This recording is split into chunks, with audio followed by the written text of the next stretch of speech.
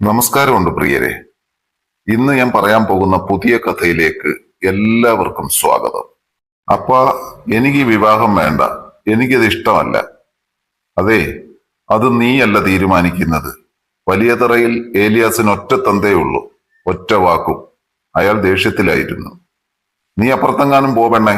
അപ്പന്റെ വായിലിരിക്കുന്നത് കേൾക്കാതെ മേരി അവളെ ഉന്തിത്തള്ളി കൊണ്ടുപോയി. നീ എന്നാ ഭാവിച്ച അപ്പനോട് ഇങ്ങനെയൊക്കെ പറയാൻ മാത്രം വളർന്നോ നീ?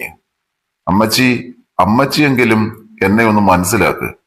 എനിക്ക് ഈ വിവാഹം വേണ്ട. ദേ പെണ്ണെ, നിന്റെ മനസ്സിലിരിപ്പ് നടക്കില്ല കേട്ടോ. ആ മേനോൻ ചെക്കനുമായിട്ടുള്ള നിന്റെ കൊഞ്ചിക്കുഴയിൽ കണ്ടിട്ട് തന്നെയാ ഇപ്പോൾ പെട്ടെന്ന് കല്യാണം നടത്താൻ അപ്പൻ തീരുമാനിച്ചത്. മിണ്ടാതെ അനുസരിച്ചോളണം. ലിസിയുടെ കൈത്തണ്ടയിൽ മേരിയുടെ നഖപ്പാട് പതിഞ്ഞു. അപ്പന് 10-40 ഏക്കർ തോട്ടമുണ്ട്. ഹൈറേഞ്ചിന്റെ തണുപ്പും കുളിരും മഞ്ഞും മഴയും ഒന്നും ഏൽക്കാതെ തങ്ങളെ പൊതിഞ്ഞ് സംരക്ഷിക്കാൻ അപ്പൻ വലിയൊരു ഇരുനില ബംഗ്ലാവും പണിതിട്ടുണ്ട്. ഏലവും കുരുമുളകും ഗ്രാമ്പുവും ഒക്കെ നിറച്ചും ആദായമുണ്ട് പറമ്പിൽ.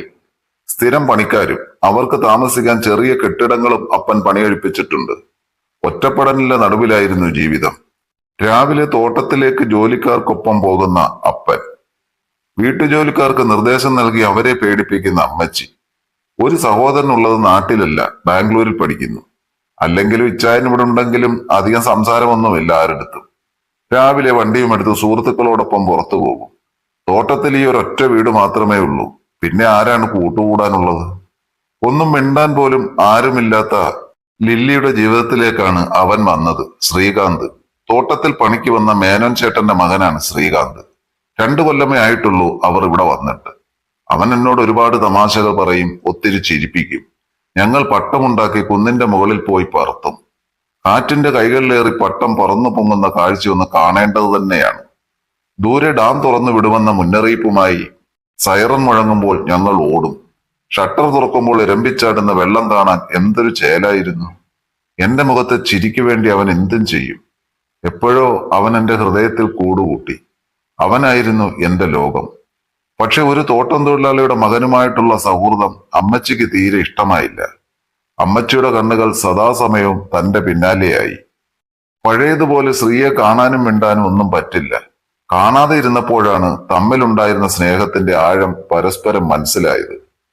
പിന്നീട് കാത്തുകാത്തിരുന്ന് വല്ലപ്പോഴും കാണുമ്പോൾ ഒരുപാട് സന്തോഷം തോന്നും. ഒരു ജന്മം മുഴുവൻ ഒരുമിച്ചിരിക്കാൻ കഴിയണേ എന്ന് മാത്രമായിരുന്നു രണ്ടാളുടെയും പ്രാർത്ഥന. ചില ദിവസങ്ങളിൽ പുഴയിൽ കുളിക്കാൻ പോകും. പുഴയിൽ അവൻ കാത്തിരിപ്പുണ്ടാകും. തന്റെ നീണ്ട മുടിയിൽ അവൻ ചെമ്പരത്തിത്താളി തേച്ചു തരും. ഒരുപാട് നേരം സംസാരിക്കും. പുഴക്കരയിൽ നമുക്കൊരു കൊച്ചു വീട് പണിയണമെന്നും നമുക്ക് കുറെ കുട്ടികൾ വേണമെന്നും അവൻ പറയും. പക്ഷേ പറ്റിയില്ല. അപ്പൻ അതിന് സമ്മതിച്ചില്ലെന്ന് പറയുന്നതാ ശരി. ശ്രീക്കൊപ്പം പോകുമെന്ന് പറഞ്ഞതിന് അപ്പന്റെ കയ്യിൽ നിന്നും കിട്ടിയ അടിക്ക് കണക്കില്ല. അന്ന് റോയച്ചായം കെട്ടിയ താലിയുമായി റോയിച്ചന്റെ വീട്ടിലേക്ക് പോകുമ്പോൾ കണ്ടു വഴിക്കപ്പുറം വാഹനത്തിലേക്ക് നോക്കിക്കൊണ്ട് ഓടി വരുന്ന ശ്രീകാന്തിനെ. ശ്രീയുടെ 2 കണ്ണുകളും നിറഞ്ഞൊഴുകുന്നുണ്ടായിരുന്നു. അതായിരുന്നു അവസാന കാഴ്ച. പിറ്റേന്ന് ആരോ പറഞ്ഞാണ് അറിഞ്ഞത് പുഴയിൽ വീണു ശ്രീകാന്ത് മരിച്ചത്രേ. പക്ഷേ തനിക്കറിയാം അവൻ മരിച്ചതല്ല.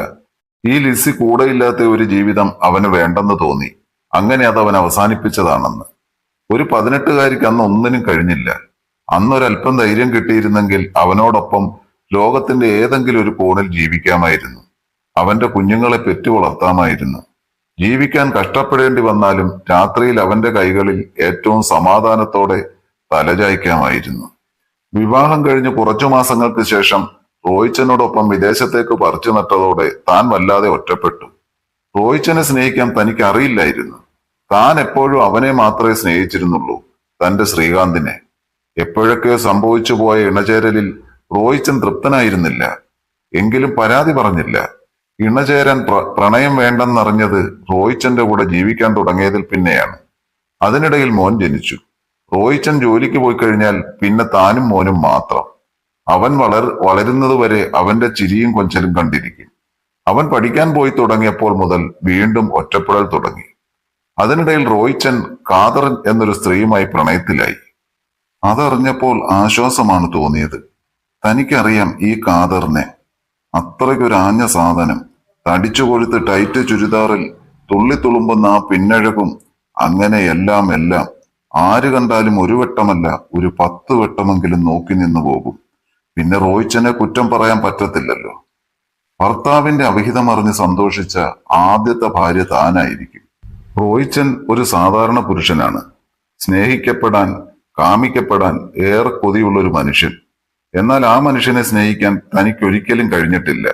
അലിവോടെയുള്ള ഒരു നോട്ടം, നെറ്റിയിൽ ഒരു മൃദു ചുംബനം, അതുപോലും ഇതുവരെയും താൻ അയാൾക്ക് നൽകിയിട്ടില്ല.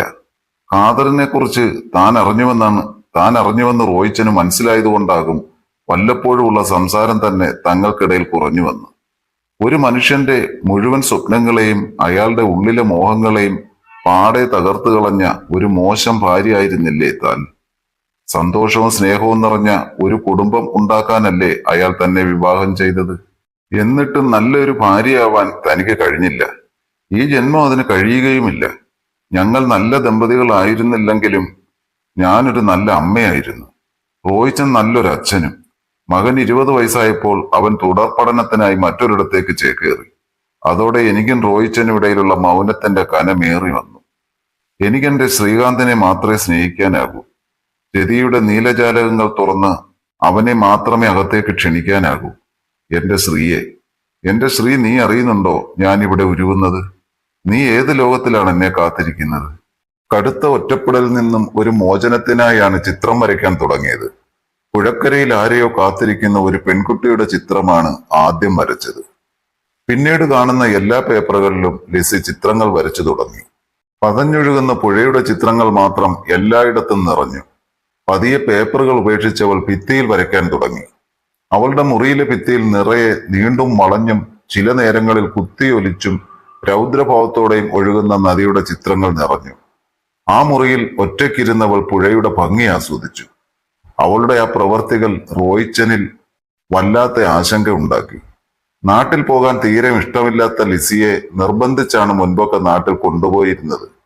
എന്നാൽ കുറച്ചു വർഷങ്ങൾക്ക് മുൻപ് അവളുടെ ആഗ്രഹപ്രകാരമാണ് നാട്ടിൽ പുഴക്കരയിൽ അതിമനോഹരമായ ഒരു വീട് പണിതത്. വീട് പണി കഴിഞ്ഞ് അവിടെ താമസിച്ച കുറച്ചു ദിവസങ്ങളിൽ അവൾ ഒരുപാട് സന്തോഷവതിയായിരുന്നു എന്ന് അയാൾ ഓർമ്മിച്ചു. അതുകൊണ്ട് കുറച്ചു ദിവസം നീ നാട്ടിൽ പോയി നിൽക്കാൻ റോയിച്ചൻ പറഞ്ഞപ്പോൾ അവൾക്ക് സ്വർഗം കിട്ടിയ സന്തോഷമായിരുന്നു. നാട്ടിലെത്തിയതും അവൾ ഒരു കുട്ടിയെപ്പോലെ തുള്ളിച്ചാടി. കുളിരുന്ന തണുപ്പിൽ ഏറെ നേരം നിന്നു. കർക്കിടക മഴ തിമിർത്തു പെയ്യുന്നുണ്ടായിരുന്നു. അവൾ അപ്പനെയും അമ്മയും പോയി കണ്ടു. ഏറെ നേരം അവർക്കൊപ്പം ചിലവഴിച്ചു. ഇച്ചായനും പെണ്ണും ടൗണിനടുത്ത് വീട് വെച്ച് അവിടെയാണ് താമസം. തോട്ടത്തിൽ ഇപ്പോൾ അധികം കൃഷിയൊന്നുമില്ല. ചിലയിടങ്ങളിൽ വെറുതെ പൊന്തക്കാട് പിടിച്ചു കിടക്കുന്നു. ശ്രീകാന്ത് താമസിച്ചിരുന്ന ചെറിയ വീടിന്റെ തറ മാത്രം അവിടെയുണ്ട്. അല്പം ദൂരെയായി തമ്മിൽ പതിവായി കാണാറുള്ള പുഴക്കരയാകെ വെള്ളം കയറി മൂടിയിരിക്കുന്നു. ദേ നോക്കൂ ലിസി, നിന്റെ മുടിയുടെ അഴകുപോലെ ഓളങ്ങളിലേക്ക് ഒഴുകിയിറങ്ങാൻ കൊതിക്കുന്ന പച്ചപ്പായലിന്റെ മിനുമിനുപ്പ് നോക്കി അവൻ പറഞ്ഞത് അവൾക്ക് ഓർമ്മ വന്നു. അവന് തന്റെ നീണ്ട മുടിച്ചുരുകൾക്കിടയിൽ മുഖമൊളിപ്പിക്കുന്നത് ഏറെ ഇഷ്ടമായിരുന്നു. ശ്രീ, നോക്കിക്കേ, ഞാൻ 40 വയസ്സിലെത്തി. എങ്കിലും എന്റെ മുടി അതേപോലെ ഞാൻ സംരക്ഷിച്ചിട്ടുണ്ട്. നോക്ക്, നിന്റെ ലിസി ഇപ്പോഴും നിന്നെ മാത്രമേ സ്നേഹിക്കുന്നുള്ളൂ. ഇങ്ങോട്ട് പോരെ മോളെ, പുഴ കലിതുള്ളി നിറഞ്ഞൊഴുകുക. അപ്പൻ വിളിക്കുന്നത് കേട്ട് അവൾ അപ്പന്റെ അടുത്തേക്ക് പോയി. അപ്പനോടും അമ്മച്ചിയോടും യാത്ര പറഞ്ഞ് പുതുതായി പണി കഴിപ്പിച്ച വീട്ടിലേക്ക് പോകും മുൻപ് അവൾ അവരുടെ നെറ്റിയിൽ അമർത്തി ചുംബിച്ചു. പുഴക്കരയിലെ വീട്ടിലെ ഭിത്തിയിലും അവൾ ചിത്രങ്ങൾ വരച്ചു. പുഴയ്ക്കപ്പുറം ഇരു കൈകളും നീട്ടി നിൽക്കുന്ന ഒരു പുരുഷൻ, ഇങ്ങേക്കരയിൽ അയാളെ നോക്കി പുറംതിരിഞ്ഞു നിൽക്കുന്ന ഒരു യുവതി. അവളുടെ മുടി എഴിഞ്ഞു നീണ്ടു കിടക്കുകയാണ്. ചിത്രം വരച്ച് പൂർത്തിയാക്കി ലിസി ബ്രഷ് മേശപ്പുറത്ത് വെച്ചു. രാത്രിയിൽ ഉടനീളം കർക്കിടക പെരുമഴ ആർത്തു പെയ്തു. സമീപവാസികൾ വെള്ളം കയറുമോ എന്ന ഭീതിയിൽ ബന്ധുവീടുകളിലേക്കും മറ്റും അഭയം തേടി രാത്രിയിൽ തന്നെ മാറി. ലിസി മഴ കാണുകയായിരുന്നു. നിർത്താതെ പെയ്യുന്ന പെരുമഴ. ലിസി, ദേ കേൾക്കുന്നില്ലേ സൈറൺ മുഴങ്ങുന്നത്? ഡാം തുറന്നു വിടാൻ പോകുക, ഓടിവാ, നമുക്ക് കാണാം. ശ്രീകാന്തിന്റെ ശബ്ദം. അയാൾ അവൾക്ക് നേരെ ഇരു കരങ്ങളും നീട്ടി. ദാ വരുന്നു ശ്രീ. ഇരച്ചെത്തിയ വെള്ളം അവളെ ആഞ്ഞു പുൽകി. പതിവില്ലാത്ത വിധം കർക്കിടക പെരുമഴ അപ്പോഴും ആർത്തലച്ചു പെയ്തുകൊണ്ടിരുന്നു.